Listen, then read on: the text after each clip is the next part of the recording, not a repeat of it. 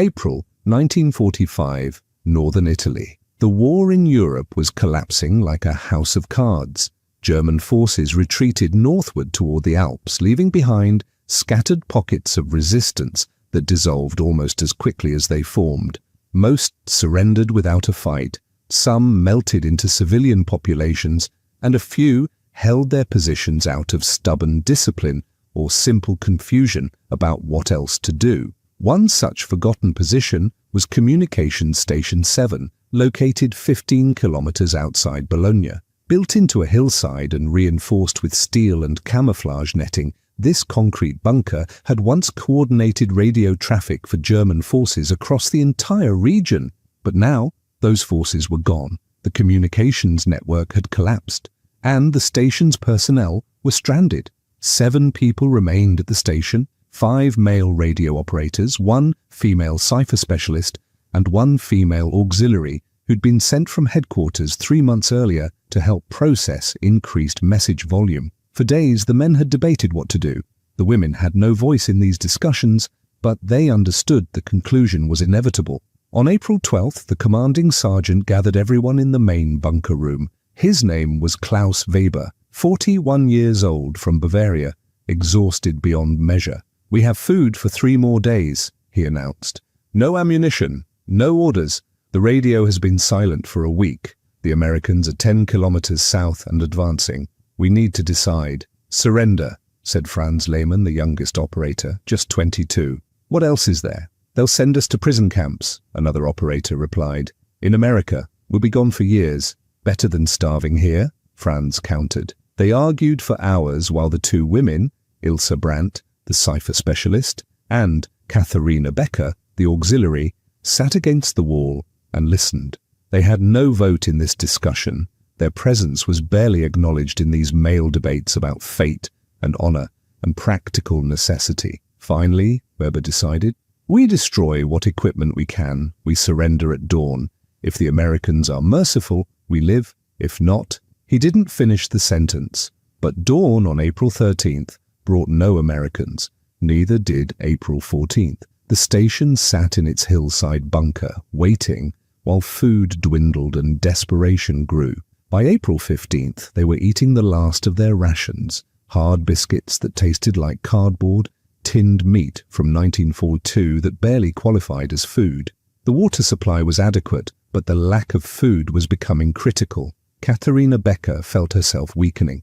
She was 26 years old, from a small town near Stuttgart, educated enough to work communications but not essential enough to be evacuated when things collapsed. She'd lost 15 kilograms in the past 3 months. Her uniform hung on her like a tent. Her periods had stopped. Her hair had started falling out. She wasn't dying yet, but she was approaching the threshold where not dying required more resources than were available. "We should just walk out," she said to Ilse that afternoon. "Find the Americans, surrender properly." "Weber won't allow it," Ilse replied. "He's afraid they'll think we're trying to escape, that they'll respond with force. So we wait here until we starve?" Ilse had no answer. Corporal James Mitchell was 24 years old, from Ohio, a member of the 88th Infantry Division that had pushed through Italy since Anzio. He'd seen combat, lost friends, and developed the tired competence of someone who'd survived longer than probability suggested he should. On April 15th, his squad was on patrol, clearing abandoned German positions, looking for stragglers, ensuring no pockets of resistance remained to threaten supply lines. It was boring work, mostly walking through countryside that showed scars of recent fighting, checking buildings that were already empty.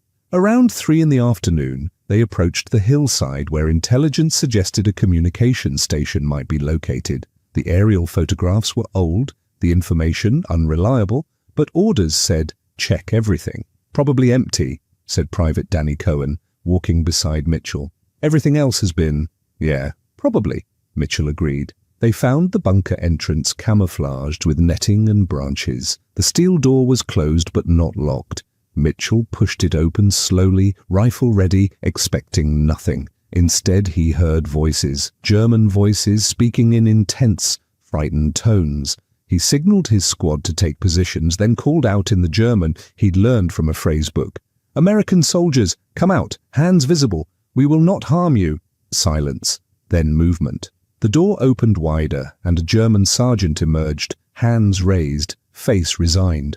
"We surrender," the sergeant said in accented English. 7 personnel, no weapons, no resistance." 5 men filed out, hands raised, looking exhausted and frightened.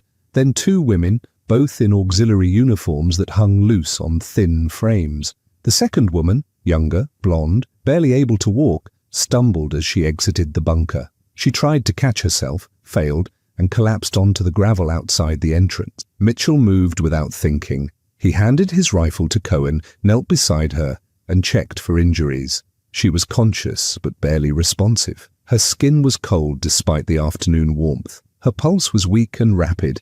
Her eyes had the glassy quality of advanced malnutrition. "Jesus Christ," Cohen muttered. "She's starving."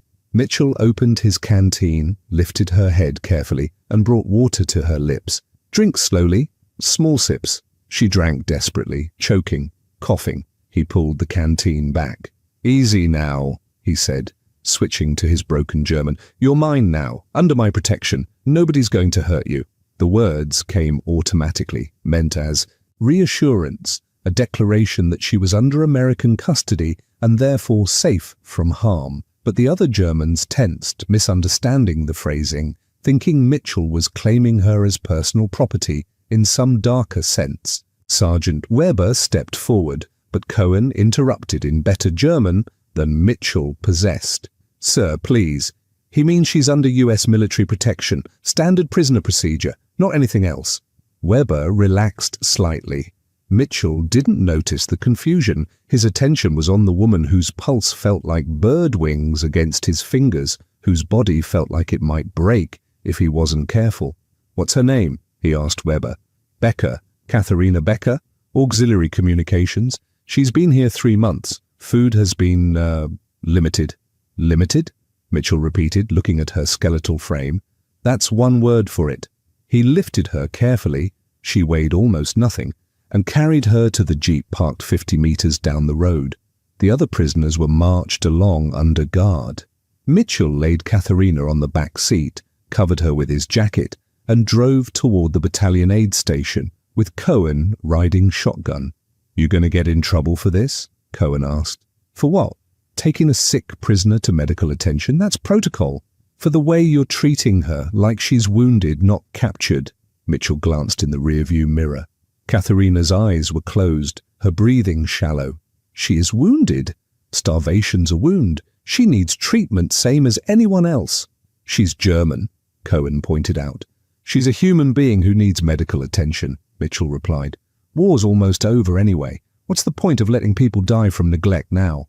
The battalion aid station was set up in a commandeered farmhouse, staffed by 2 doctors and 4 medics who'd been treating combat casualties for months and were exhausted by it. When Mitchell carried Katharina through the door, the duty medic, a sergeant named Paul Rivera, barely glanced up. "Wounded? Starving prisoner. Needs immediate attention." Rivera looked more carefully, saw Katharina's condition, and his expression shifted from boredom to concern. "Christ, put her on that cot." Mitchell laid her down gently. Rivera began his examination, checking vitals, looking for injuries, assessing the extent of malnutrition. "How long has she been like this?" he asked. "Don't know. Found her at an abandoned communications station. They'd been cut off for weeks, maybe months." Rivera shook his head. "She's probably 40 kilos, maybe less. Severe protein deficiency, dehydration, despite you giving her water, probably anemia, definitely suffering from extended caloric restriction." He looked at Mitchell. "She needs food, real food, but we have to start slow or we'll cause more damage." "What do you need me to do?" Mitchell asked. "Nothing. Go back to your unit. We'll handle her." Mitchell hesitated. Something in him resisted leaving. He'd found her. He'd told her she was under his protection. That meant something, even if he couldn't articulate what. "I'll stay," he said. "Make sure she's all right." Rivera raised an eyebrow. "You got a thing for German prisoners, Corporal?" "I got a thing for finishing what I start," Mitchell replied. "I told her she'd be safe. I want to make sure that's true. Fine. Sit in that corner. Don't interfere. Mitchell sat and watched as Rivera started an IV, administered fluids, and checked Katharina's condition repeatedly.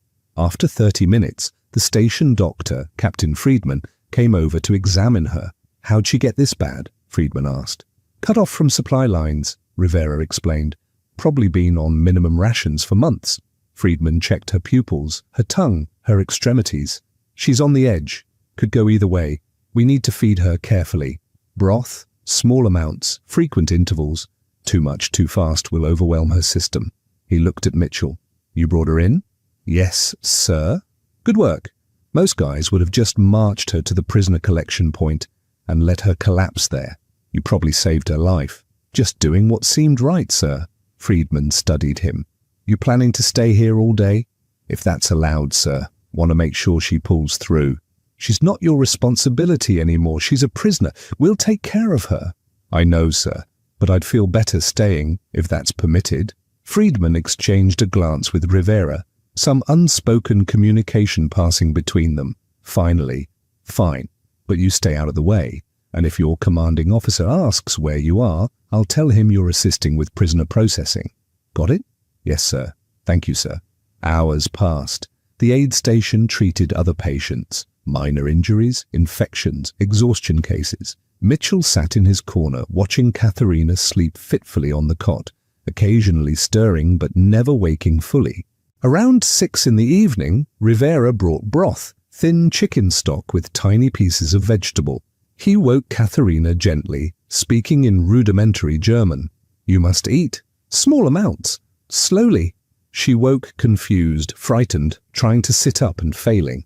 Rivera supported her, brought the bowl to her lips. She drank eagerly. Too eagerly. Slow, Rivera insisted, pulling the bowl back. Too fast and you'll vomit. Small sips. Wait between them. Mitchell stood, moved closer without thinking. Let me, he said. Rivera looked skeptical, but handed him the bowl. Mitchell knelt beside the cot, held the broth carefully.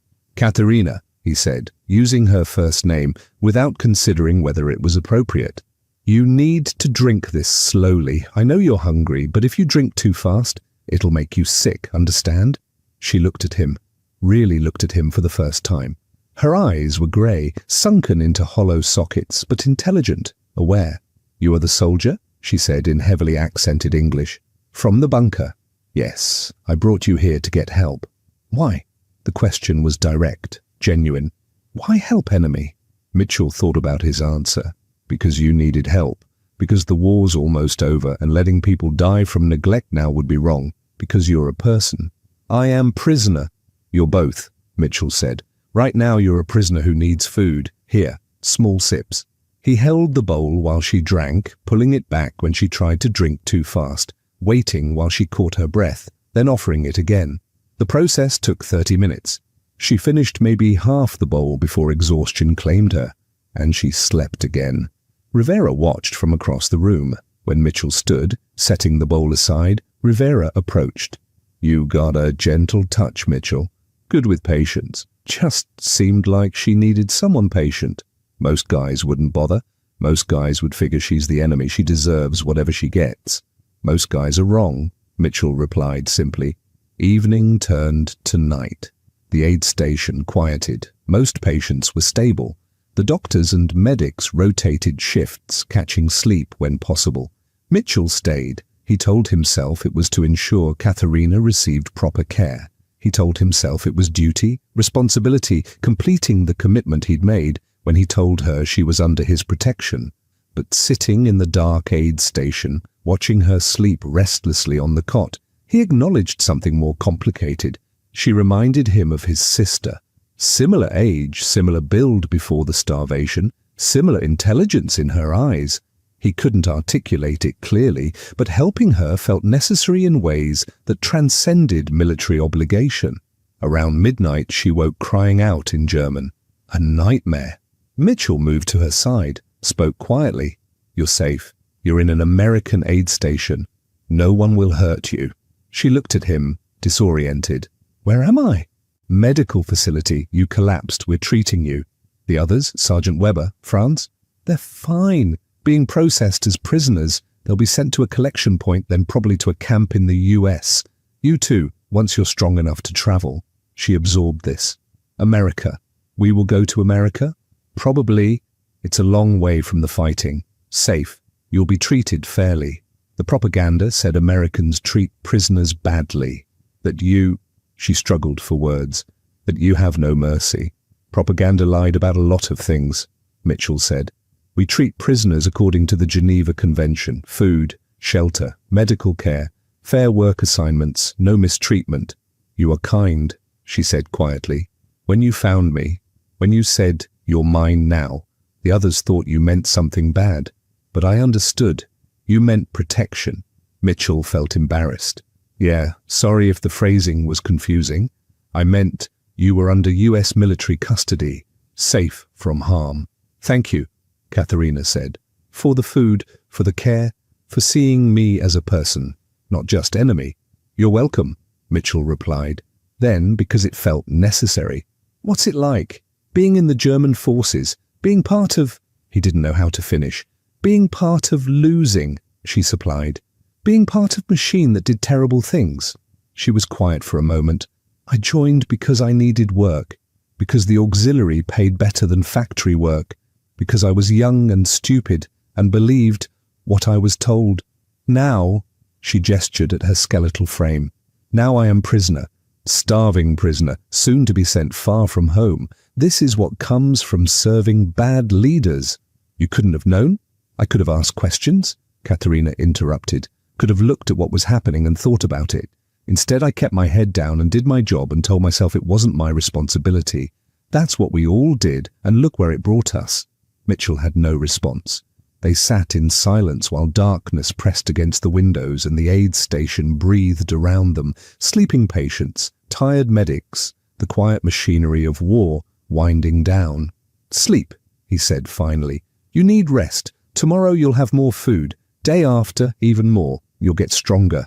And then? She asked. And then you'll be processed, sent to America, start recovering properly. Eventually go home when the war officially ends and repatriation begins. Home, she repeated. The word sounded hollow. I don't know if I have home anymore. Stuttgart was bombed. My family. I don't know if they survived. Letters stopped coming months ago. You'll find out, Mitchell said with more certainty than he felt. When you get to the camp, they'll help you locate family through the Red Cross. It takes time, but they'll help. She closed her eyes. You are very kind. For enemy soldier. You're very gracious. For defeated auxiliary. Mitchell replied. He almost smiled. Then sleep took her again, and Mitchell resumed his watch, keeping vigil through the night, for reasons he couldn't fully explain to himself. Morning brought Captain Friedman making rounds. He checked Katharina's vitals, examined her condition, nodded with satisfaction. She's stabilizing. Pulse is stronger, color's better. Keep feeding her small amounts every 2 hours. Broth today, maybe some bread tomorrow if she tolerates it. He looked at Mitchell, who was asleep in a chair beside the cot. He stay all night? Yes, sir, Rivera confirmed. Wouldn't leave. That's unusual. Most soldiers want to get back to their units as soon as possible. Mitchell's unusual, sir. Good guy. Really cares about people. Friedman grunted. Well, he can't stay forever. His CO is probably wondering where he is. But Mitchell did stay. He sent Cohen back to the unit with a message that he was assisting medical personnel with prisoner process. Technically true, though not the whole truth. His sergeant grumbled but allowed it. Figuring one corporal more or less didn't matter much with the war winding down. Throughout the day, Mitchell helped care for Katharina. He fed her broth every 2 hours. He helped her to the latrine when she was strong enough to walk, averting his eyes, giving her privacy, supporting her weight when she stumbled. He sat with her during the long hours between meals, talking in his broken German and her improving English about nothing important and everything important simultaneously. They talked about their lives before the war. He'd been a machinist in Cleveland, working in a factory that made car parts. She'd been a secretary in Stuttgart, working for an insurance company. Normal people with normal lives before circumstance and ideology had thrown them into uniforms. What will you do? She asked. When war ends? Go home. Go back to the factory. Probably get married. I've got a girl back in Ohio, been writing to her. Try to forget as much of this as I can. And me? Katharina asked. What will I do? Whatever you want. Rebuild. Find your family if they survived. Get work. Live your life. If anyone hires women who served in German military, they will, Mitchell said, with more confidence than he felt. Germany will need workers. Everyone who survived will need to rebuild. Your service won't matter as much as your willingness to work. You believe this? I have to believe this, Mitchell replied. Otherwise, what's the point? Otherwise, we fought a war just to create a permanent underclass of defeated people. That's not what America wants. We want Germany rebuilt, stable, peaceful. Can't do that if we punish everyone who served. Katharina studied his face. You are optimist. I'm practical. Vengeance doesn't work. Mercy works better. History shows this. Does it? She sounded skeptical. Does history show mercy? Sometimes, Mitchell said, when people choose it. On the third day, new orders came. All prisoners in the sector were to be consolidated at a central collection point near Florence, then transported to port facilities for eventual shipment to camps in the United States. Processing needed to happen quickly. The war was ending, demobilization was starting, efficiency was required. Captain Friedman pulled Mitchell aside. Your prisoner is stable enough to travel. She needs continued feeding, but she can handle transport if it's done carefully. She'll go to the collection point tomorrow. Will she be all right? Mitchell asked. Will they keep feeding her properly? That's not your concern anymore, Corporal. She's no longer your responsibility. But you did good work. You saved her life, probably. But she's a prisoner, and you're a soldier, and you have duties elsewhere. Report back to your unit.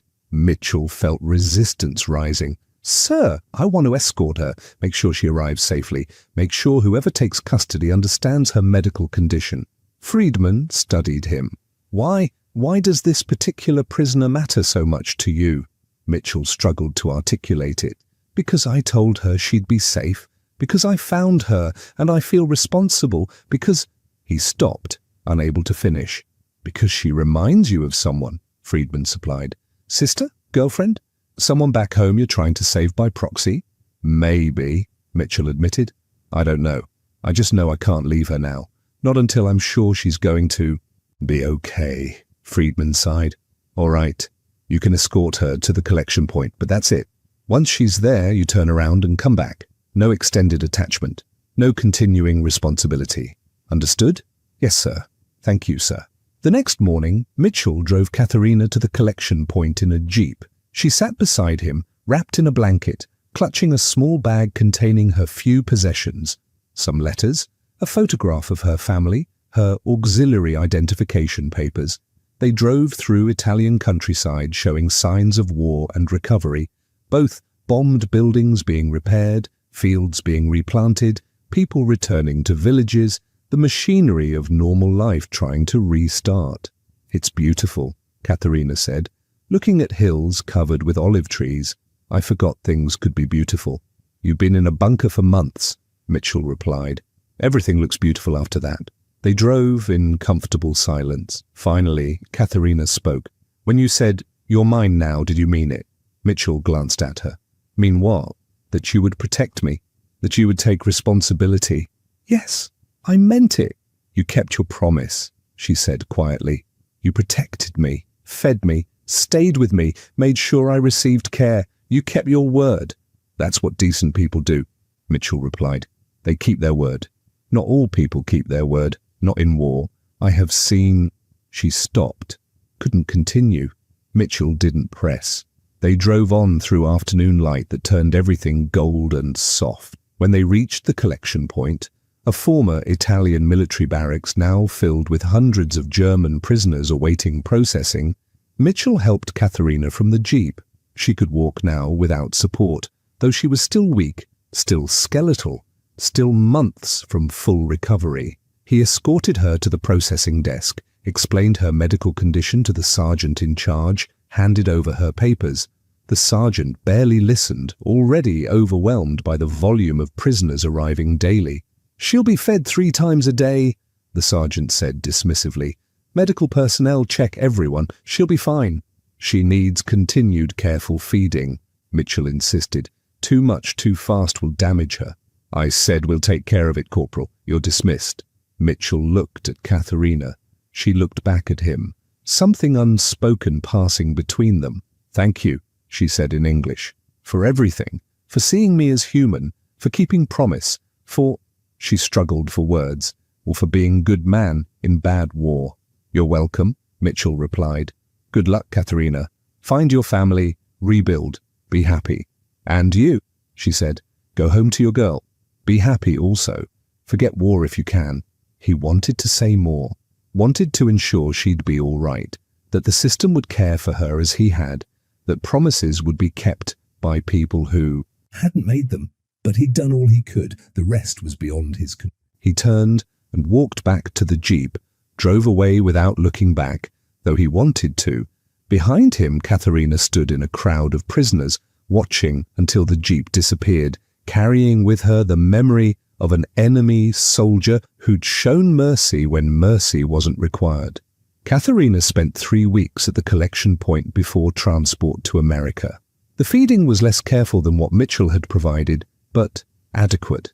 She gained weight, slowly, her body remembering how to process food properly. In June, she boarded a ship at Naples, along with 800 other prisoners. The voyage took 2 weeks. They landed at Norfolk, Virginia, were processed through facilities that felt impersonal, but efficient, then transported by train to Camp Ruston, Louisiana. The camp was vast, hundreds of barracks, thousands of prisoners, a small city of the defeated, waiting for war's end and eventual repatriation. Conditions were decent, food was adequate, work was available, but the boredom was crushing, the uncertainty worse. Katharina worked in the camp administrative office, filing documents. Her education and language skills made her valuable. The work was mind-numbing, but better than physical labor she wasn't yet strong enough to handle. She thought often about Mitchell, about his patience, his kindness, his insistence on treating her as human rather than thing.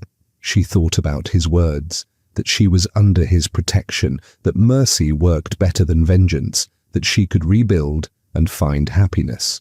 In August, Germany surrendered. The war officially ended. Prisoners listened to radio broadcasts with mixed relief and dread. Relief that fighting had stopped. Dread about what came next. Katharina received news through the Red Cross in September. Her family had survived. Her parents were alive, living with relatives outside Stuttgart. Her brother had died in Russia. Her sister had married an American soldier and was immigrating to the United States. The news was bittersweet, relief that her parents survived, grief for her brother, confusion about her sister's choice. Everything was changing. The world she'd known was gone, replaced by something uncertain and new. In October 1945, Katharina did something unusual. She wrote a letter to Corporal James Mitchell, care of the 88th Infantry Division, forwarded through military postal services. She didn't know if it would reach him, didn't know if he'd remember her, but she needed to tell him something. Dear Corporal Mitchell, I hope this letter finds you well and that you've returned home to your family and your girl in Ohio. I am writing from Camp Ruston in Louisiana, where I have been since June. I am healthy now. I have gained back much of the weight I lost. I work in the camp office. I wanted to thank you for what you did in April when you found me. You saved my life. This is clear, but more than that, you gave me something I had lost, the belief that people can be decent, even to enemies, that mercy is possible even in war, that humanity survives when we choose to preserve it. When you said, "You're mine now," I understood you meant protection.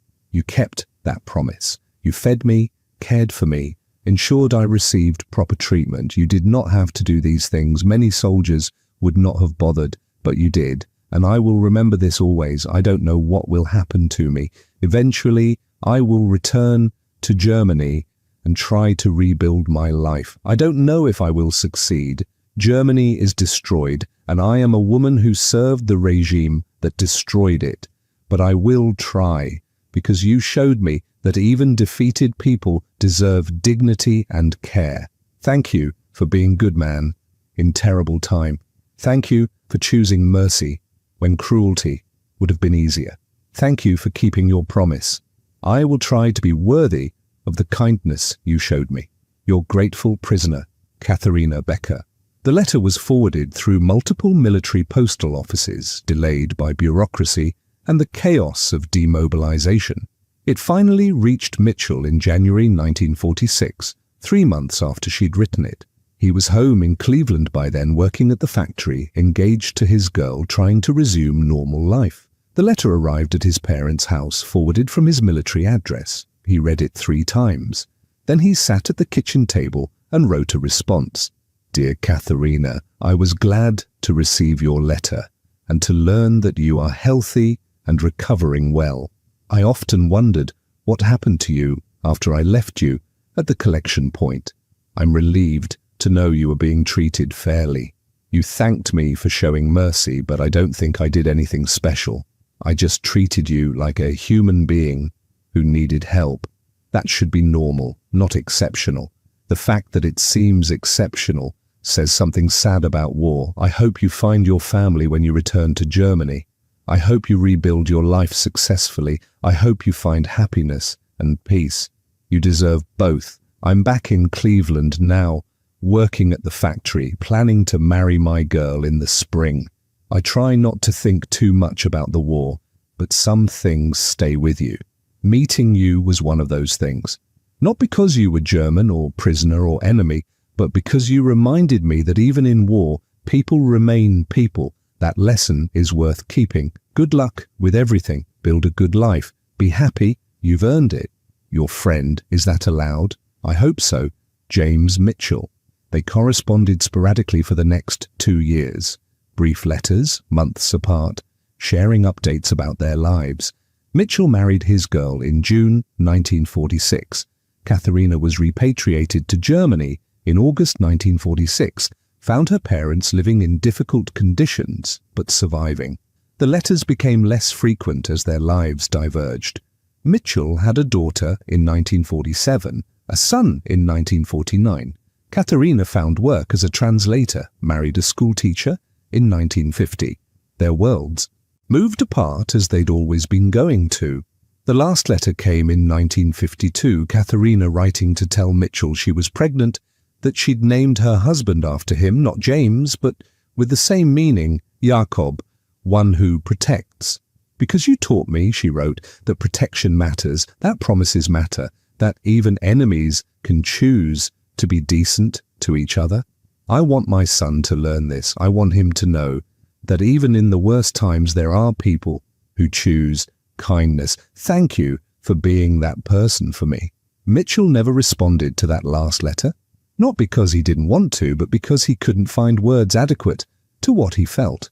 Instead, he kept it in a drawer of his desk, read it occasionally when the world felt too harsh or cynical, reminded himself that small acts of mercy could echo forward through generations.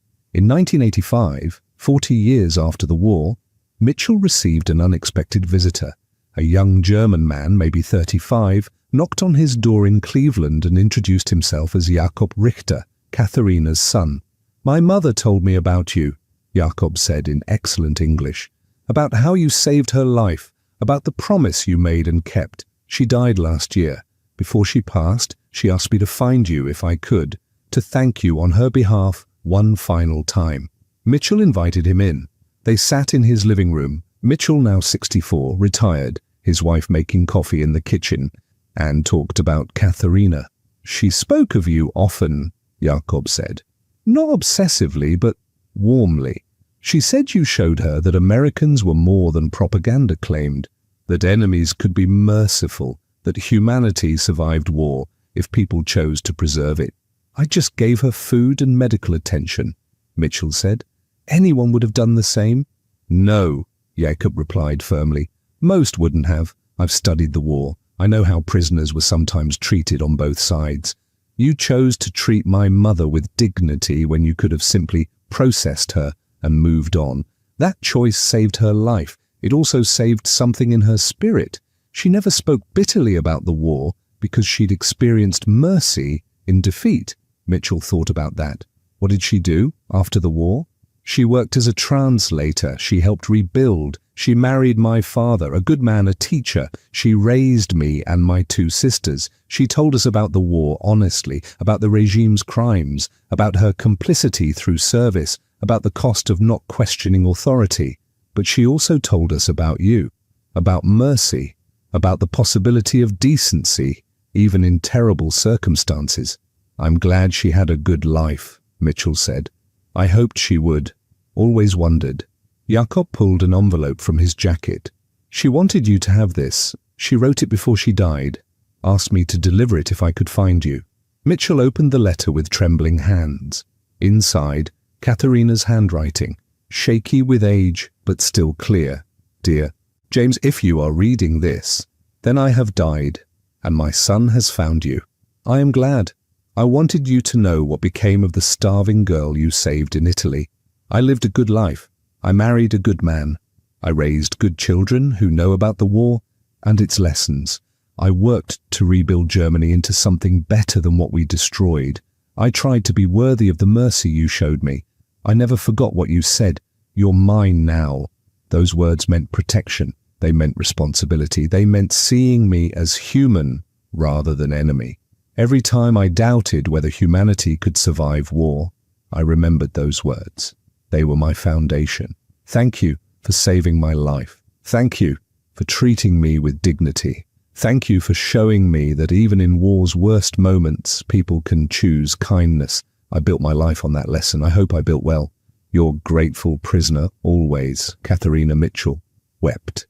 Not loudly, but steadily, tears carving lines down his aged face, while his wife put a hand on his shoulder and Jakob sat quietly, giving him space for grief. She built very well, Mitchell said finally. If she raised you, if she taught you these lessons, if she turned her experience into wisdom, she built very well indeed.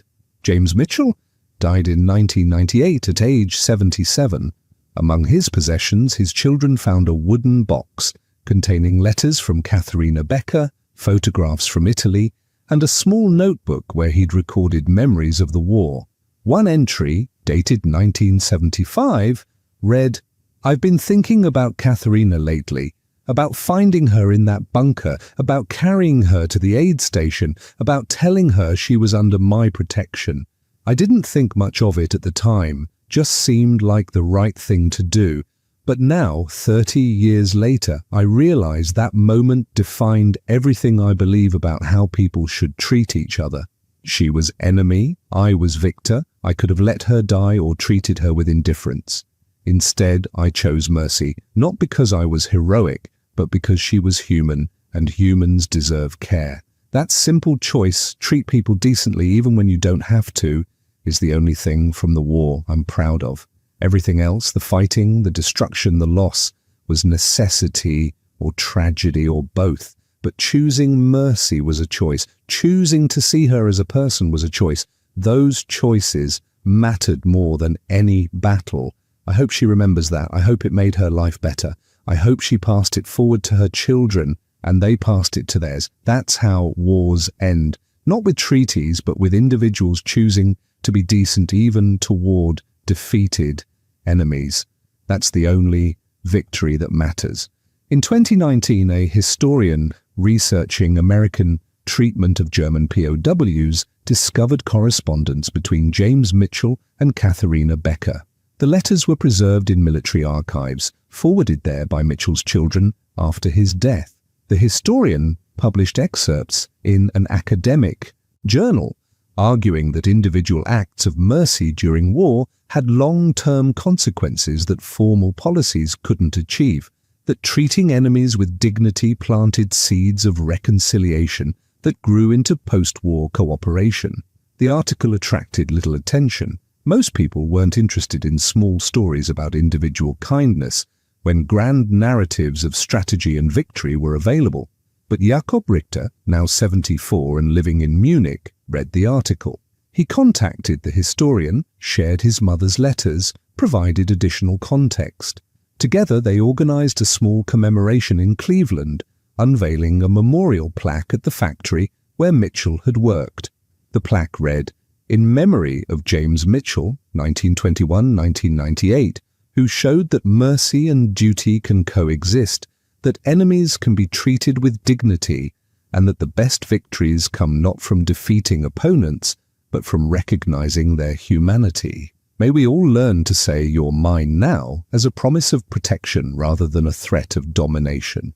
The ceremony was attended by Mitchell's grandchildren, Katharina's grandchildren, military historians, and a few veterans who remembered similar moments of choosing mercy when cruelty would have been easier. One speaker, a former POW himself captured in Vietnam, said, "Wars are won by armies, but peace is built by individuals who choose compassion." Mitchell chose compassion. That choice echoed through decades, shaped families, taught lessons that no military manual could provide. His victory wasn't over an enemy, it was over the impulse to dehumanize. That's the only victory that lasts. The story of James Mitchell and Katharina Becker is small in the grand scope of World War II. No major battle turned on his decision to carry a starving prisoner to medical care. No strategic objective was accomplished by his choice to stay with her and ensure her recovery. But for Katharina, lying in that bunker, barely conscious, hearing "you're mine now," those words meant everything. They meant survival. They meant dignity. They meant proof that even in humanity's darkest hours, mercy could surface unexpectedly. For Mitchell, the decision was simple. A person needed help. He provided it. Nothing heroic, just decent. But decent was heroic. Decent was choosing to see humanity in the enemy. Decent was keeping promises when no one would have blamed him for breaking them. Decent was recognizing that mine could mean protection rather than possession, responsibility rather than domination. That recognition, that small moment of choosing mercy over indifference, created ripples that spread across decades. Katharina lived because Mitchell chose decency. Her children existed because she survived. Her grandchildren learned about mercy because she taught them. The lesson propagated forward, person to person, generation to generation. This is how wars truly end, not with treaties or tribunals or formal ceremonies, but with individuals deciding that enemies are still people, that victory doesn't require cruelty, that the best way to win is to preserve humanity even in those we've defeated. Think about it. In April 1945, a 24-year-old American corporal could have walked past that bunker, could have accepted the surrender of 7 German soldiers and moved on, could have let the skeletal woman collapse and assigned her to someone else's care. No one would have blamed him. She was the enemy. Her country had started the war. Her forces had committed atrocities. By every measure of wartime logic, she deserved nothing from him. But Mitchell didn't see an enemy. He saw a human being, a 26-year-old woman who'd made poor choices, yes, but who was also starving, frightened, and facing death. He saw someone who needed help, and in that moment he made a choice that would echo for 75 years and counting. The phrase "you're mine now" carries weight.